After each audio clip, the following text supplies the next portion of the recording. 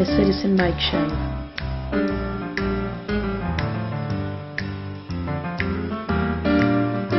News. Commentary.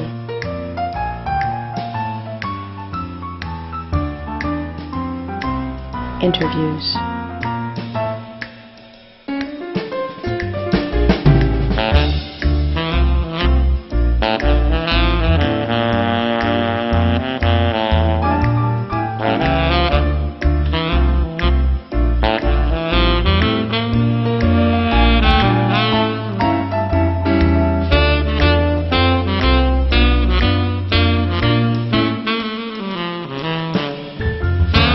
Citizen Mike Show starts now. Welcome to the Citizen Mike Show. Thanks for tuning in. We do appreciate it. My name is Mike Brodinsky. On my right, Ralph Tomaselli, the editor of the Meriden Record-Journal. This is the episode for May 22nd, 2014. Special guest in the studio tonight, Craig Fishbein, the Republican Town Council. Craig, thanks for coming on the show. We appreciate that, and it's, what, your third or fourth time or something. Hopefully they're all pleasant memories. I don't know. I stopped counting. Thank you, Mike and Ralph, for having me. We got a lot to cover, so I want to get going right away. But it's the moment that everyone in Wallingford waits for. It is everyone's talking about it. It is Ralph Tomaselli's story of the week.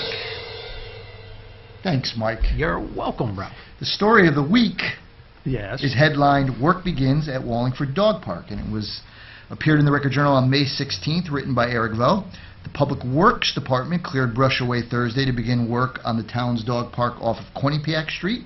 The park will be built on a 1-acre parcel near the Quinnipiac River with an existing town-owned parking lot. Parks and Recreation Director John Golick said the completion of the dog park depends on how quickly the Wallingford Dog Lovers Association can raise money.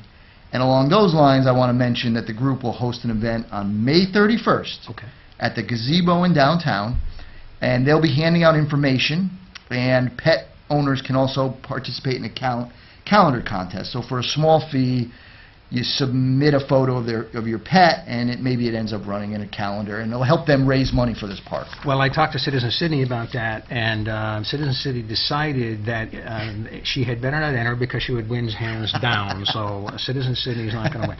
I got to tell our viewers where we are. Right. We are in the dog park right now. Exactly. This is the Wallingford Dog Park right back there. Very nice. Craig, what's going on with the dog park from your end? What have you seen? What are the developments? How do you view the whole development? Well, I've been supportive from the beginning. I think we have parks for our children, and for some people, their dogs are their children, and there's no reason why we shouldn't have a park for our children, or for our dogs. So, I've been supportive from the beginning. In fact, I sent a letter of endorsement yesterday. There's a competition going on. It's called Bark in the Park. I forgot the entity that's it's $100,000. It's up for grabs for some municipality to put in a dog park, and I was asked to put in the letter, and I did yesterday, and there's voting going on online, and so I'm participating in that. Great. Okay. I want to change well, wait a minute, before I get away from that dog park, you picked this story for a reason, and I got to know what that reason is. Well, mainly because I'm glad to see thank you, Mike, for asking. Because at one point I thought this project might kind of get lost in the Wallingford Shuffle, or the Dickinson Shuffle, and I'm just glad to see it coming to fruition a lot quicker than I thought. I got a question for Craig that just popped in my mind. There was a photo in the Record-Journal about this, and there's a piece of heavy equipment. It might have been a bulldozer, it might not have been a bulldozer. But we had, we made a big fuss about the restriction by the Planning and Zoning Inland Wetlands Commission. No bulldozers, yet that heavy equipment was there. Craig, what do you know about that? I did.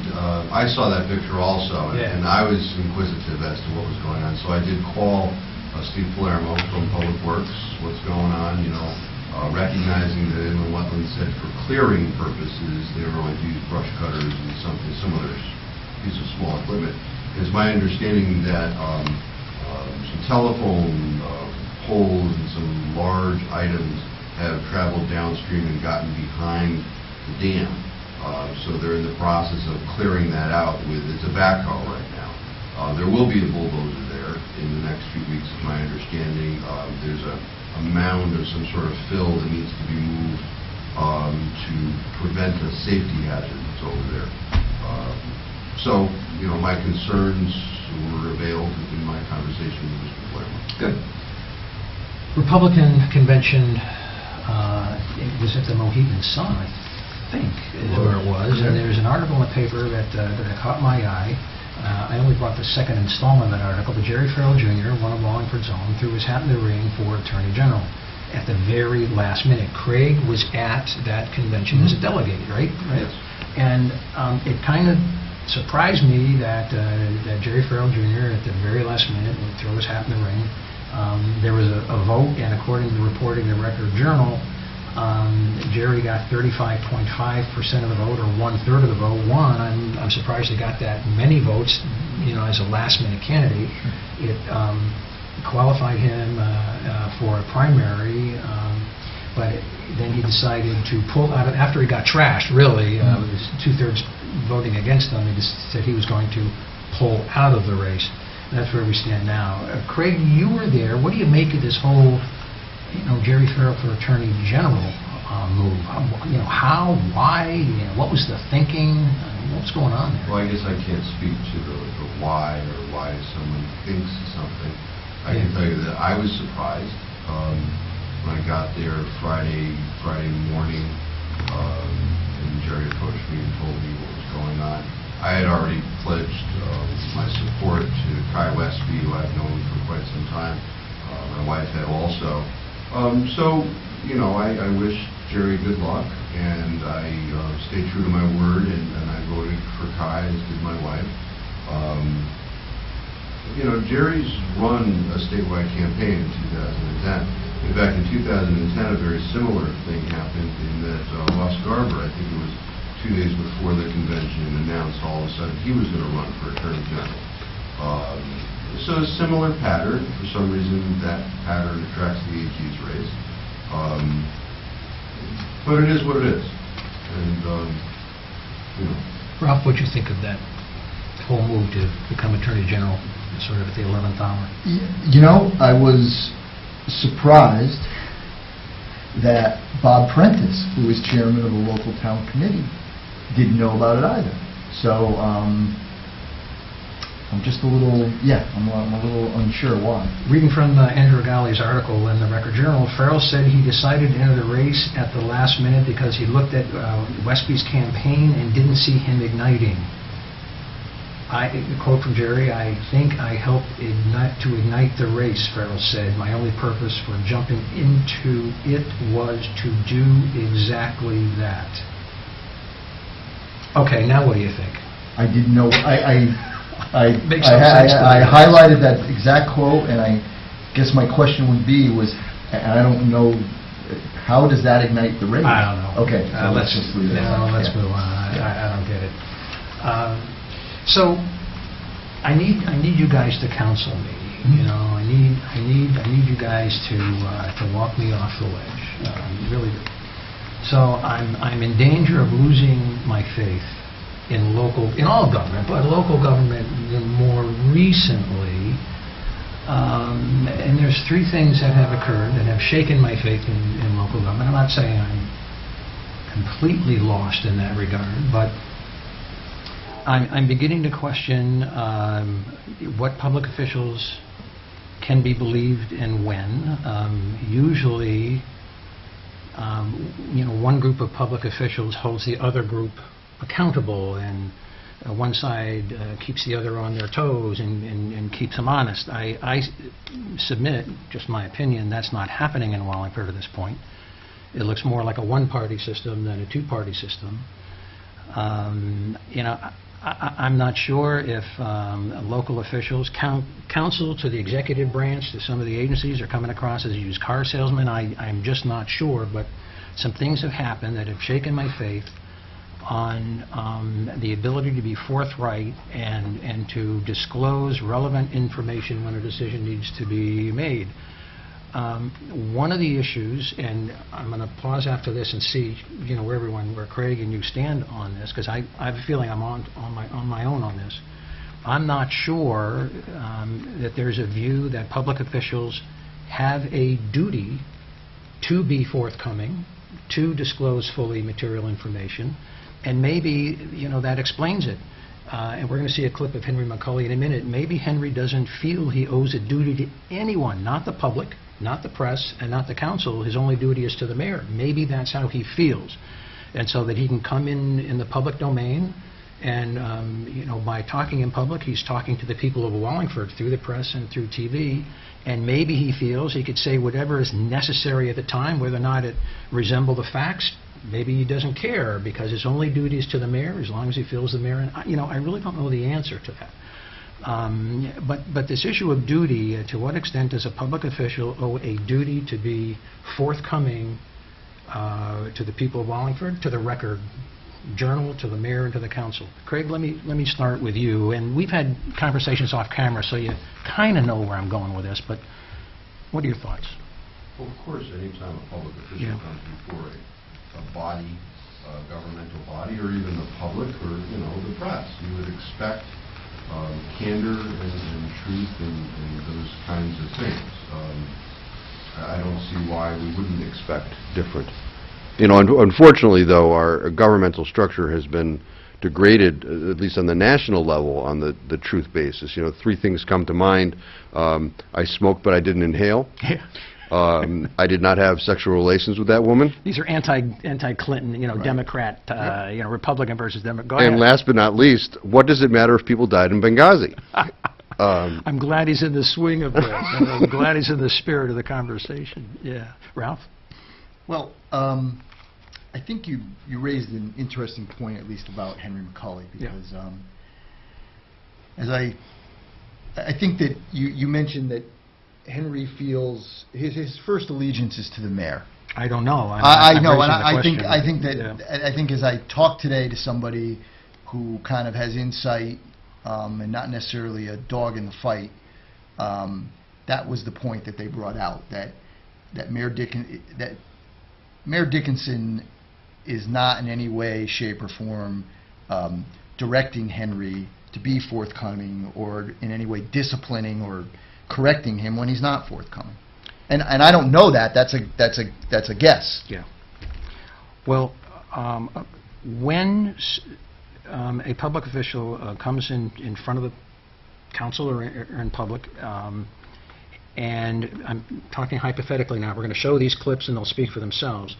And if and when that public official is not forthcoming, if it's tolerated by everyone else in the room, it empowers, it enables that sort of behavior, and a culture begins to be created.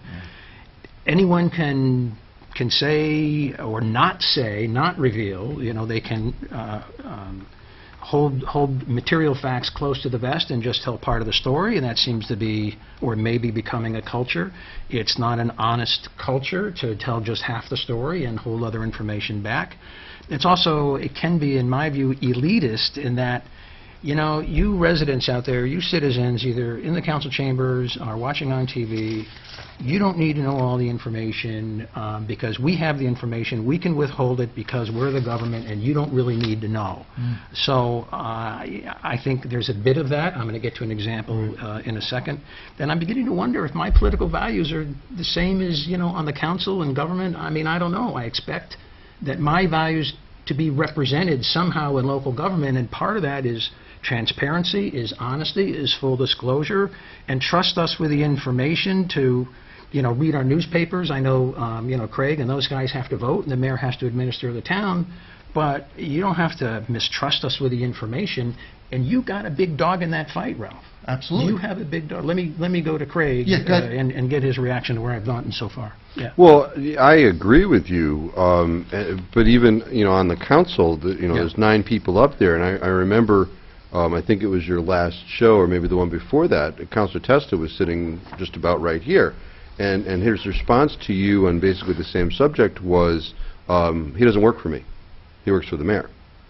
And I don't really take that same philosophy. I think while I don't hire and fire Henry McCulley, or whoever the Public Works Director is, I think I have a duty to make sure whatever information is elicited from that particular individual or anybody coming before us is accurate. Yeah. And as I've said many times before, I come to the table as a skeptic. I don't really believe much of what people tell me, and many times I go investigate on my own things. So let's play these clips, and let's describe briefly what the viewers are going to see. The first clip, I hope I got the order right, the first clip goes back to a workshop when Craig Fishbein asked Henry McCulley about the status of the trees. And that was on May 5, and you will see in this clip, it's not that long, maybe a minute and a half or something like that, Henry McCulley, Director of Public Works, responds to Craig Fishbein, and he says, well, the stumps are still there, and Henry said he's working with a contractor to get them out and to get new trees put in. And Henry goes on to say that this contractor that he's been working with has had the purchase orders for a while, and right now he's working with the contractor, but the tree removal and reinstallation got delayed because of frost. That's what he said. At the time Henry said that, in the evening of May 5, Henry knew that that was not the case. Henry knew that the contractor that had the original purchase orders had walked off the job, because he said in a letter, which we're going to show, that the contractor cannot do the job. That was earlier in the day. Henry did not reveal that. And the next day, on May 6, Henry sends a letter to the mayor, a copy to the council, indicating that what he said the night before, well, it wasn't quite right. And then we're going to skip ahead to a brief interchange that the Democratic Town Councilor Vinnie Testa had with Henry. At the end of the, I'm not sure, maybe a 10-minute conversation about the status of the trees and the history of the decision to take the trees down, Vinnie Testa almost apologetically, very gingerly asked Henry McCulley, which you will see, well, Henry, I'm the last one to criticize you, but you said something the other day, and it wasn't true. What's your explanation? And Henry said, and you will see, and the viewers will see, Henry said, well, the time wasn't right to tell the whole story. I just came back from vacation, and I just didn't tell you the truth. So these are the clips, and we're going to see three things back to back. Now that letter that's going to go up as a still, will be on the screen for about 10 seconds. You may not be able to read it, but that's the letter I just referred to. Okay. I have it on the screen to demonstrate we got a letter, right? So Mike, let's roll that. 3, 2, 1, hit it. Thank you, Mr. Chairman. I had forgotten a subject, and I thought Councilor Testa was going to ask about it. I didn't have the opportunity to drive down Center Street today, but what's the situation with the stumps? Stumps are still there, and I'm working with the contractor to get them out and get new trees put in. I just came back from vacation, so I'm sort of catching up on my calls. What's the timeline? Hopefully by the end of this month. Okay, we're just starting this month. So, well, he's had the purchase orders for a while, and right now I'm working with the contractor. And I would assume that when somebody was given direction to fire up their chainsaw, that we had a reasonable expectation as to when the job will be completed. It's supposed to be done in April, and it's gotten delayed. It's the excuse I got to begin with was frost where they excavate these trees.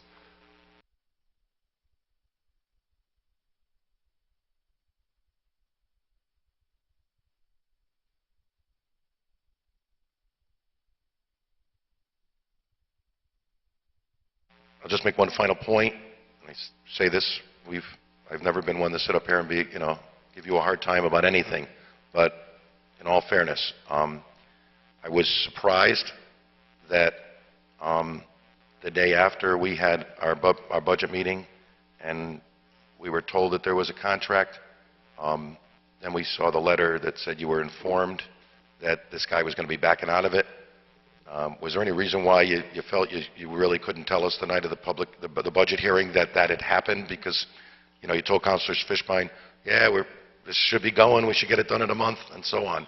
Yeah, well, I had spent the day, I had just gotten back from vacation, catching up, and I really didn't feel it was a good time to bring it up, because I didn't have all this information with me to discuss that at the budget hearing.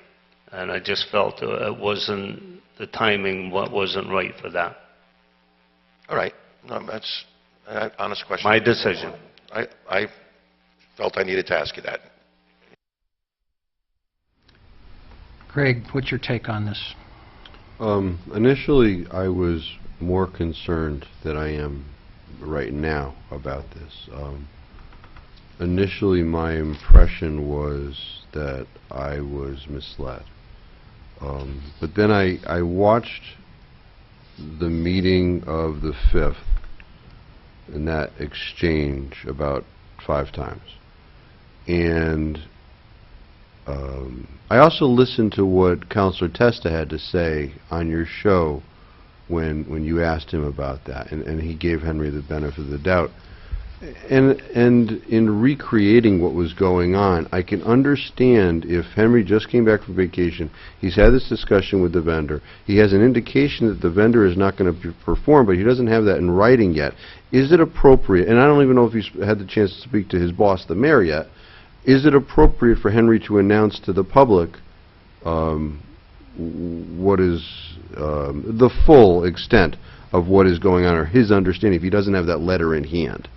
So, you know, I think with regard to this, in retrospect, I have to give Henry a pass. But I'll tell you, for days I was thinking, you know, what do I do about this? Who do I go talk to? I flinched a few times coming over, you know, going to talk to the mayor. But I think I'm comfortable right now with this particular incident. Ralph?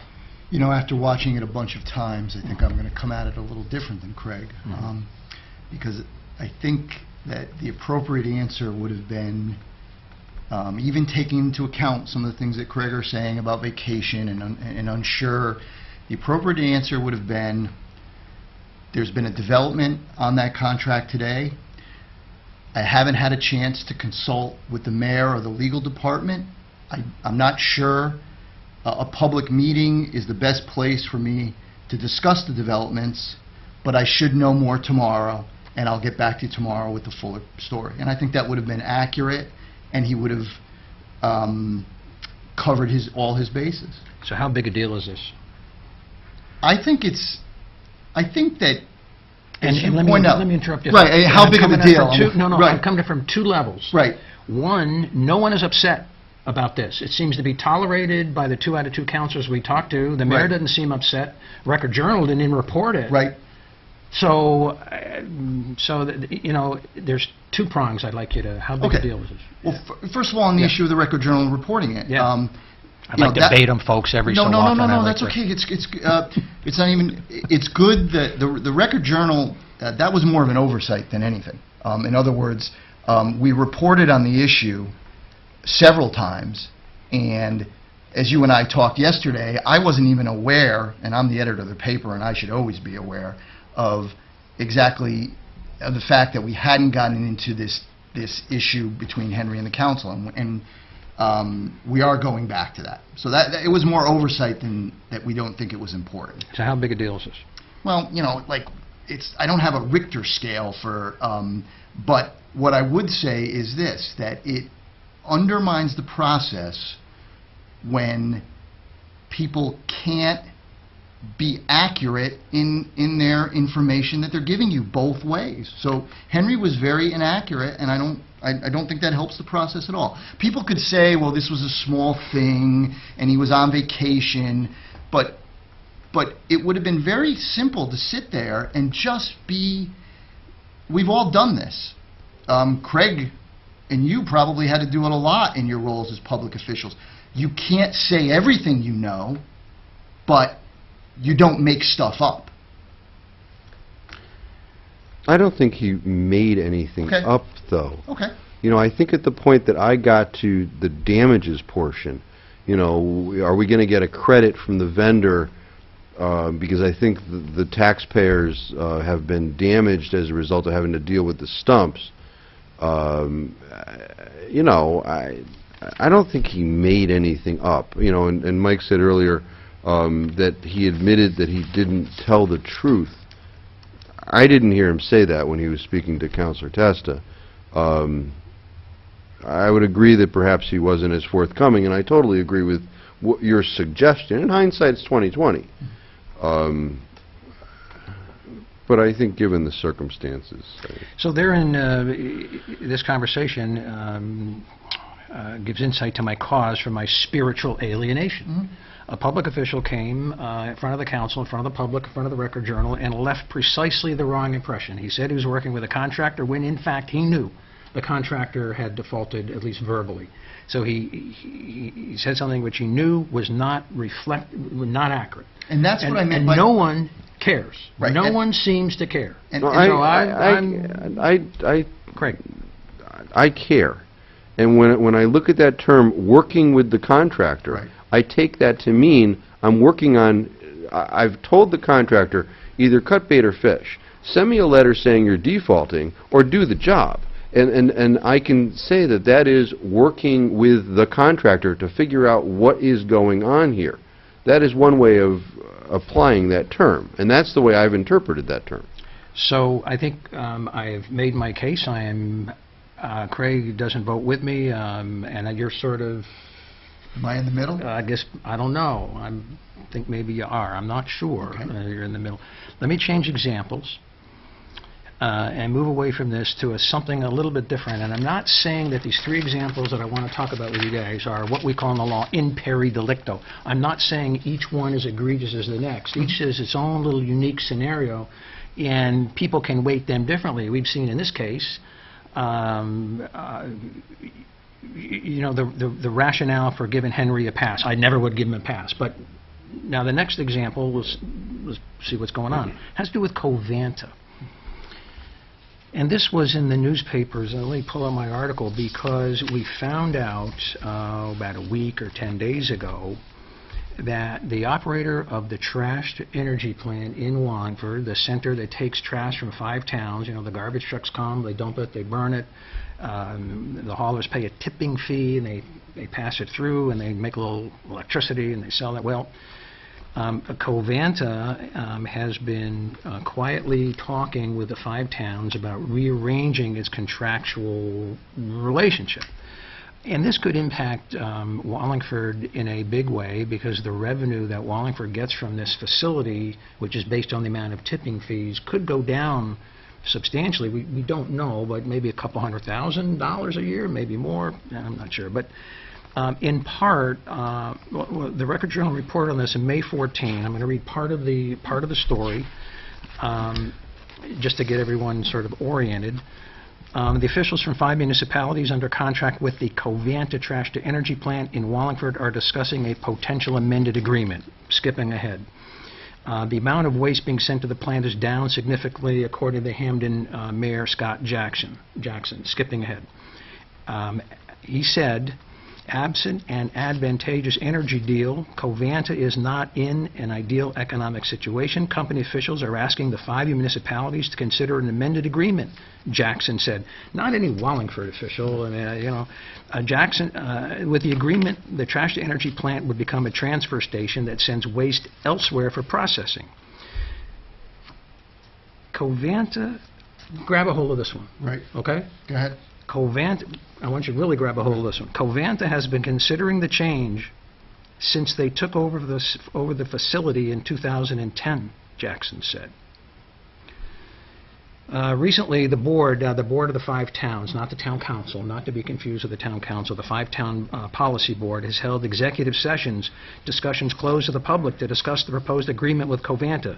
The board first held a private discussion during its regular meeting April 16. On April 22, the town council held an executive session to discuss the same topic.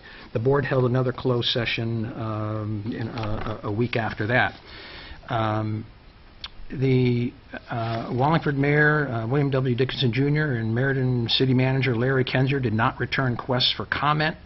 Doreen Zabak, Wallingford's Resource Recovery Project Coordinator, also did not return a request for comment. Jackson said, Mayor Hamden, Right. the guy who I think shares my political values. Yeah. I haven't found anyone in Wallingford yet, since we started producing the Like, show I knew half an you were hour gonna ago. like this line Haven't right found here. anyone Right. yet that shares my values, Yep. and that's okay. I'll fight the battle by myself. Jackson said he was willing to speak openly about the proposed agreement because he is fundamentally opposed to private meetings. Kaboom. Now, here's the issue I'm trying to raise. Remember when I said, an elitist attitude? So here's how a town, a government, a mayor can manipulate the press and public opinion about something that is fundamentally a public issue. There is this negotiation going on or about to go on with Covanta. And apparently the thinking is, bear with me here, Right.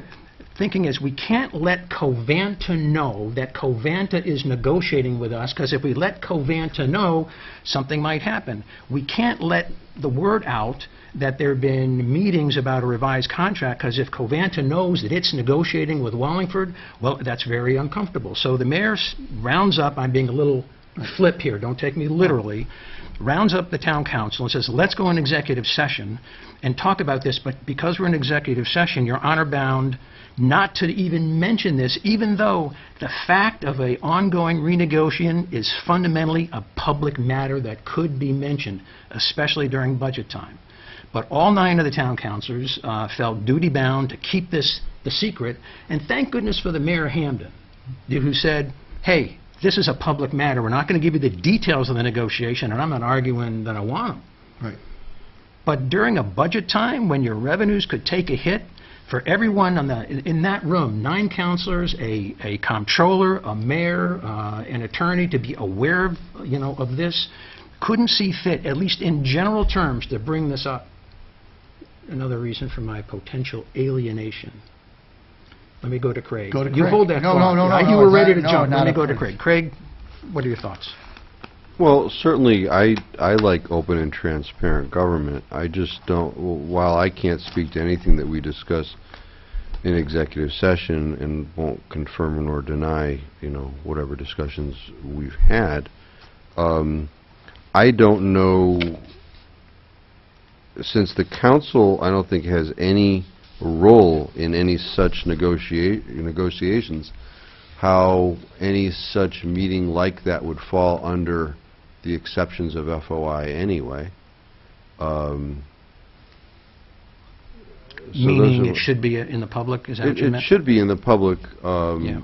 But, is the mayor duty-bound to issue a press release about, we're negotiating this contract, which is the other extreme? I don't think he is. So those are my thoughts. Yeah, good. Craig touched on a kind of a key point here. Does the Freedom of Information Act protect that kind of discussion from public disclosure?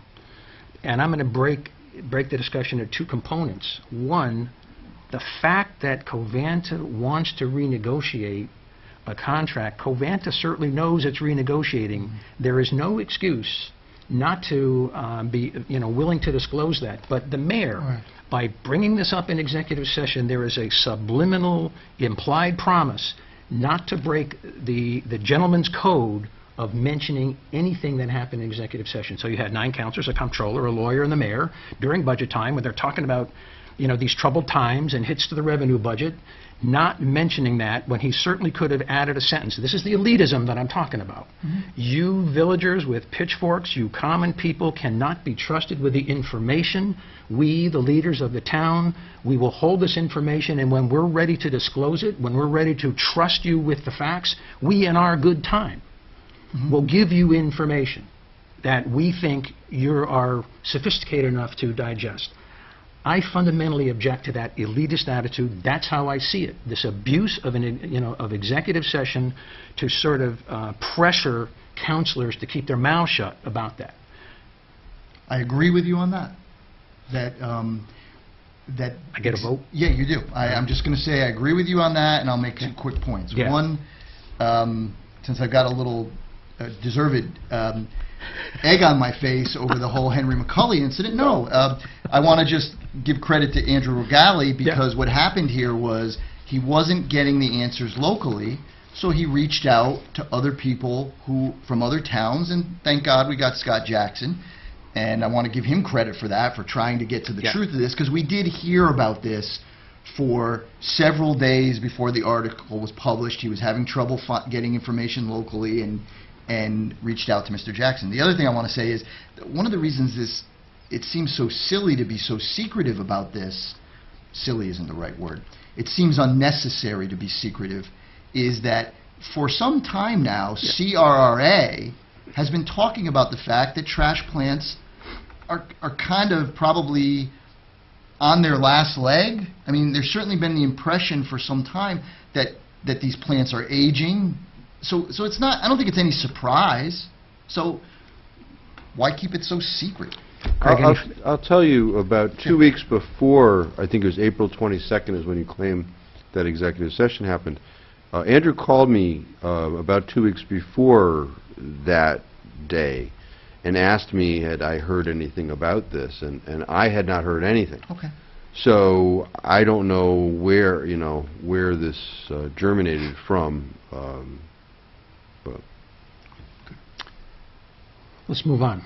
Let's move on. Example number 3. Right. And again, I'm not saying all 3 of these things are as egregious as the next, but to me they're each meaningful. And the first one, I think, to me is very serious when Henry feels comfortable enough to say what he said. This Covanta is another example of an abuse of executive session. And here's the third example as to what actually did happen, in my view, as a result of this culture that apparently has been growing incrementally in Wallingford. And this has to do with the Public Utilities Commission and its recommendation and its decision to switch electric power providers away from CMEC that it had been with, or the town of Wallingford had been with for, I'm going to round it to about 20 years, and it could be more, but that gets the point across. Wallingford made this momentous history-making switch away from CMEC after all those years, CMEC knowing the Wallingford operation, knowing the personnel, knowing how it did business, to another company called E&E. The Public Utilities Commission, I think, engaged in a very good move in deciding to put out to bid the supplier of power. Who was going to supply Wallingford the power? How is that going to work? It was very good to take a fresh look at that. And so I use the word bid loosely, a request for proposal. You don't have to take the lowest bidder in this kind of a situation. So if I slip and use the word bid instead of proposal, I mean it as proposal. So they went out and looking for proposals for power cost providers, and they got responses back. I'm only going to talk about 2 suppliers. The third one was never really in the running. One was CMEC, who responded. They wanted to supply Wallingford with power. And CMEC had a 3-tiered bid.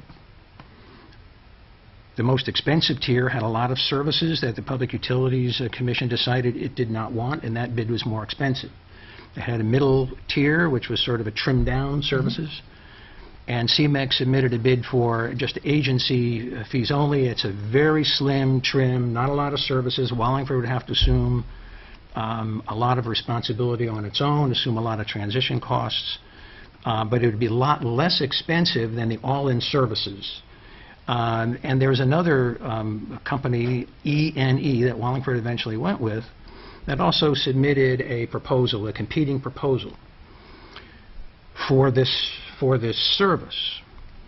The PUC met and discussed and investigated, and eventually they went in front of the council for 3 executive sessions and a final public session in May of 2013.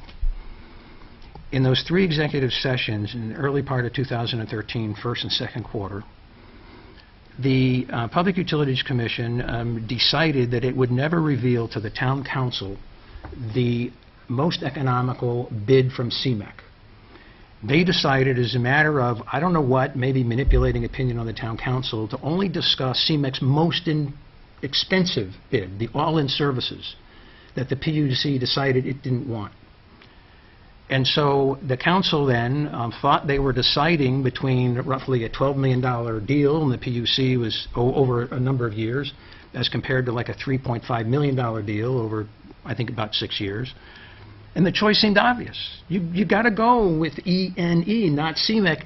PUC never told the council about that competing bid. Now, what's my source for this? Well, one, I looked at all the documents that the council looked at when they were in executive session. We're going to show a couple of those documents tonight. We're going to be able to get that in. I also interviewed George Adair, and I asked him, how come you never told the council? He said, that's right. We never told the council about CMEC's most economical bid because we didn't think CMEC could do the job. What?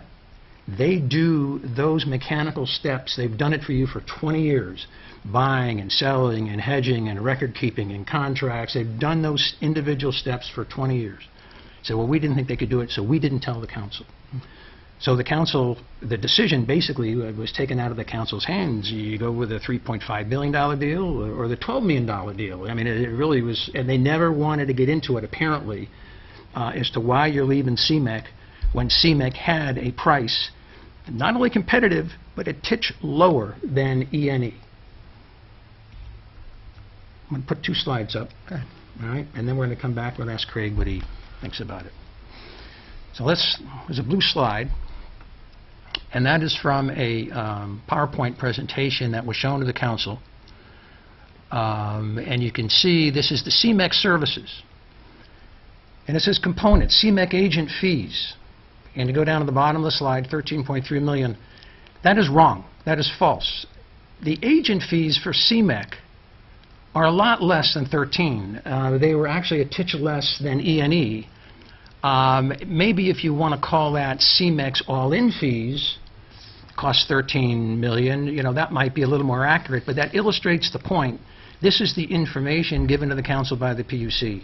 They were discussing and revealing only the most expensive version costing $3.5 million. We've got one more slide. And this was how they compared it to E&E. Look, 3.2 million. It's an easy choice. E&E agent fees. You see the top under components? Right. And that's what happened. The council never knew about the most economic bid, the most scaled down agent bid from CMEC, and the decision was made. Let's take that slide down and go to Craig. Craig, what do you think? Well, Mike, when you put a complaint together, yep, you're supposed to start with your best case first. Count number 1 is your strongest case. And I think I'm never a good strategist. I've never a good strategist. This should have been count number 1.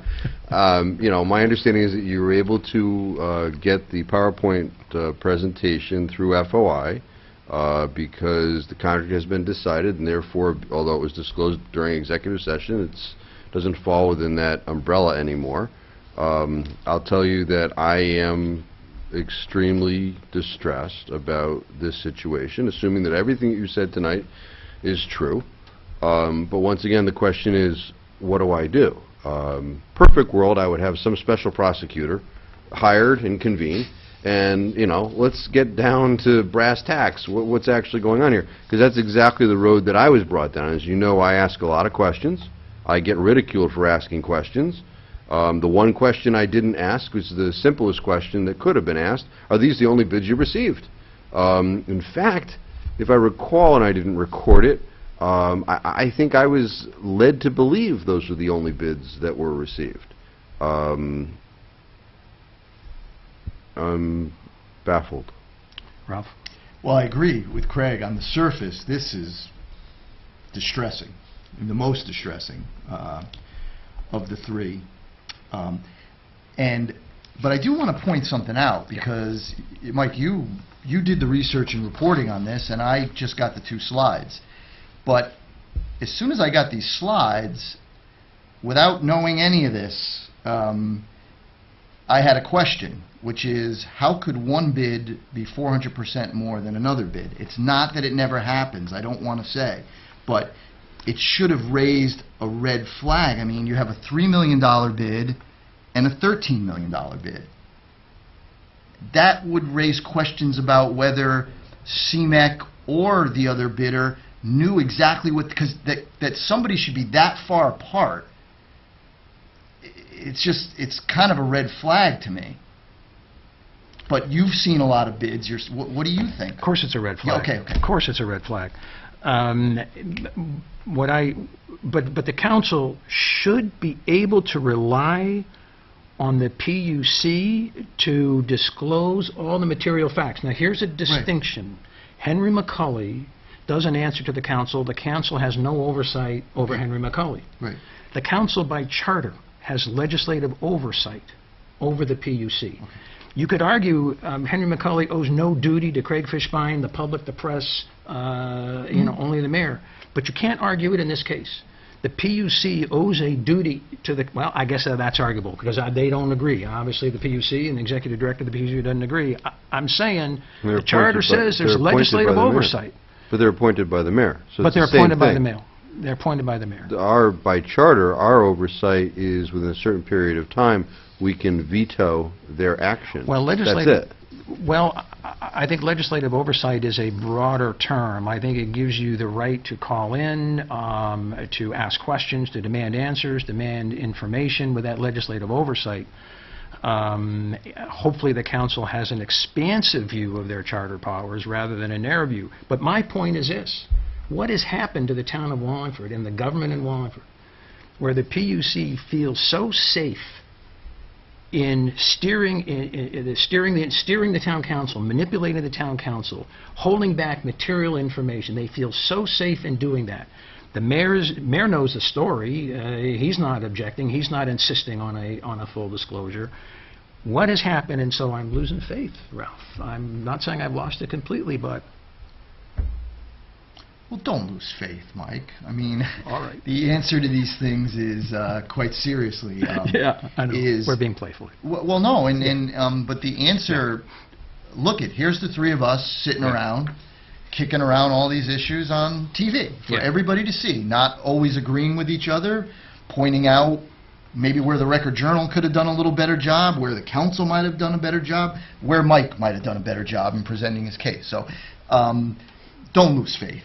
That's the only thing I can tell you after 28 years in journalism. Well, this is, we're going to have more information on subsequent shows. I got a lot more documents, and I think that the story needs to be told and retold. I think something like this is extremely significant, and I was on the council for 8 years. If I ever felt, I never got to this point when I was on the council, that I could not fundamentally trust a department head, especially in executive session where, nothing leaks out. We saw that in the Covanta story. No one wants to leak it. But if I can't fundamentally trust that they're giving me all the information, despite legislative oversight per the charter, I'm not sure I need them or even want them to be in that position. I would rather have someone with less experience maybe, but someone I can trust to give me 100% of their effort in full disclosure, trusting the council to make the right decision. Certainly the PUC had a case against CMEC.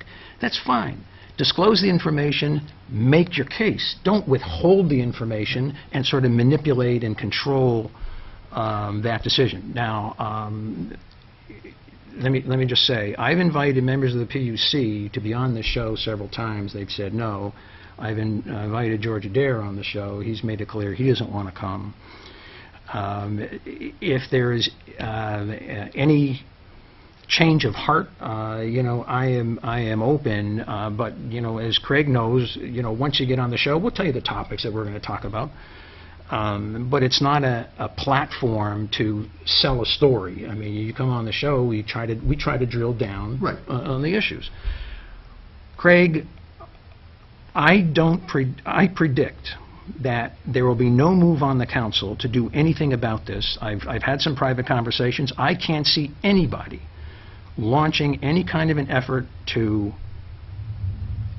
speak truth to power and express any public outrage, to sort of point their finger, pound their fist. I see this sort of sliding by like a big so what. I don't see the Democrats doing anything. I agree, and part of the problem is it's not one statement. It's a lot to recreate the representations. I mean, there is no recording of what was said in executive session. So I know comments or questions were asked about the difference in values. The responses to those questions are not recorded somewhere. So you can't go back and say, categorically there was mistruths. But, you said something about in executive session you would think that everything would come out there. To a certain extent, it's just the opposite, perversely. Because if these discussions happened outside of executive session, one of those people who always attends council meetings would have had the bid document, because they do. Okay? The counselors wouldn't have had it because they don't do that kind of homework. And one of those persons that sits in the back of the council chambers would have said, wait a second, we have these other bids. How come you haven't said anything about that? But I think there's a perception that you can pull the wool over some counselors' eyes. And, good for the people that sit in the back of the room and do their homework and ask questions. Well, why wouldn't the council? I mean, I know the short answer is politics, but let's see if we can get another answer, if there is another one. Why wouldn't the council, as a group, Republican and Democrat alike, express some outrage and put an end to this, with public declarations of we expect more and better, and the people of Wallingford expect more and better too? What's the harm in, why won't that happen? The votes aren't there. I know the votes aren't there. I mean, I tried it with the Housing Authority. Put together a complaint, spent a lot of time, doing research, reviewing documents, said, let's have an investigation and let's do something about this after hearing all of this stuff. We couldn't even get 3 votes. I think Councilor Cervoni and I were the only ones that voted for that. I don't see it happening here either. Ralph? I agree with that. I also think sometimes with public utility matters, there's a feeling that these are very complex things that are beyond, and I'm not saying that's true, that counselors may just feel this is over their heads, and they may not be able to intelligently question what the professionals have done. And I think the PUC thought the same thing. Right. This is over their heads. Why give them all the information? They can't digest it all. We'll just give them the information we want to get the decision we want, and I think that's what happened. Well, I know the PUC does feel that way for a long time, because I can remember as a young reporter covering the PUC, I was constantly told that this was above my head, that I really should, not question it because it was way too complicated for me. Now, how do you spell elitist? E-L-I. Well, this is what happens. Okay. Well, so if the paper takes off on something like this, and the paper does a few articles, and it gets people talking about it, then maybe you will get action on the town council. But when it isn't in the press, and people on the street aren't talking about it, nobody in that room is going to do anything. No, that's a good point, and I think our coverage of the contract, unfortunately, was a lot of what was being said. And most of it by the PUC, and what was being said by the PUC, and I agree with what Craig is saying, is that this saved the town a lot of money. And I'm not sure that was true. So maybe we'll go back at it. Well, again, the issue I'm trying to raise, the merits of the decision, I'm not saying going with E&E was the wrong decision. I'm saying trust the council. They are entitled to full disclosure material facts. Agreed. Don't withhold this stuff. It's a dishonor to the position to engage in those kind of tactics. And again, if I was on the council, I don't need those guys. They do that to me once, fool me once, I'm done with you. I mean, the council, no, they're not going to feel that way. No, I'm done with that. I agree. And I have no patience for it. No, and one of the things that's wrong with all this too is we all know this. Yeah. We make the best decisions in the end when we have vigorous discussion with people who are telling us what we need to hear, Yeah. not what we want to hear.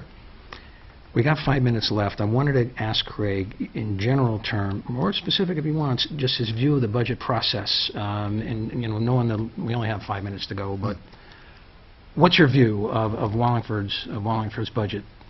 I think it's broken. I think it's broken at the beginning in that most of the discussions that are of value happen in the mayor's office without anybody seeing it. All of these departments come to the mayor, and what we actually see in the end is not their real request. It's what was agreed to in that room. So, like, for instance, Wallingford Center, on their proposed budget, they asked for $10,000 for the facade program. I ask at length about the facade program. I think the facade program is great for our downtown. I propose, in my proposed changes, to give them the $10,000 that they're looking for. I hear from Councilor Turno during that meeting, who evidently speaks for Wallingford Center, that they're comfortable with the 5. So why even put the 10 down? Oh, well, we had that discussion in the mayor's office. So you just wasted my time asking questions, putting down the 10. If you're going to spend the 10, which you've said in council chambers that you can always use more money, I'm offering you the money. I don't understand. I just don't think that there's good faith discussions with regard to the budget all the way around. There's another quick example in the Park and Rec budget where John Gorlak finds out that 2 entities don't need their $2,000 stipend. So he takes the money. It was a $2,000 stipend. He takes that money and gives it arbitrarily to 2 groups that didn't ask for the money. That's not appropriate use of our tax dollars. Is the budget fat? Is it slim? Oh, the budget's fat. Yeah. Is it beyond repair? And what's your criteria? What's your measure when you agree with us, I guess, that the budget is fat? Well, it's not beyond repair. Nothing Okay. is beyond repair. There's certain things that can be tightened up. I think there should be accountability across the board. I've said from the beginning, anybody who's not affiliated with the town, who's looking for a bequeath from the town, I want to know why. Not every town does this. Just arbitrarily gives out money. I think the council should have its own slush fund so that, I can vote to give money to... In the final minute that we have, what's your view of the surplus and how it should be used, if it should be used? The rainy day fund Yeah, thing? rainy day fund, yeah. I think it should be used sparingly. You certainly don't use it for operational expenses because that's just a snowball rolling downhill. I had suggested that the surplus from this year, instead of going into the rainy day fund, that it be used to offset some sort of tax increase this year. We're lucky, as opposed to other towns. But you certainly don't use it like an ATM, although it appears that some councilors want to do that. Let's make that the final word. Excellent. Yeah, let's make that the final word. Craig, thanks for coming on the show. Good Thank you for job having again. We appreciate you putting up with us 2 guys here in our rants. Thank you all for tuning in. We do appreciate it. We produce these shows on Wednesdays. You got to see the Citizen Mike Show Thursdays at 9 o'clock. If you miss that, you got to wait till Friday at 6:30. And if you miss that, it's probably on video on demand at WPAA.tv. There's a video on demand button. If that doesn't suit you, watch the Citizen Mike Show at 9 o'clock on Mondays, Tuesdays, and Wednesdays. So remember, if it's 9 at night, it's Citizen Mike. Good night, everybody.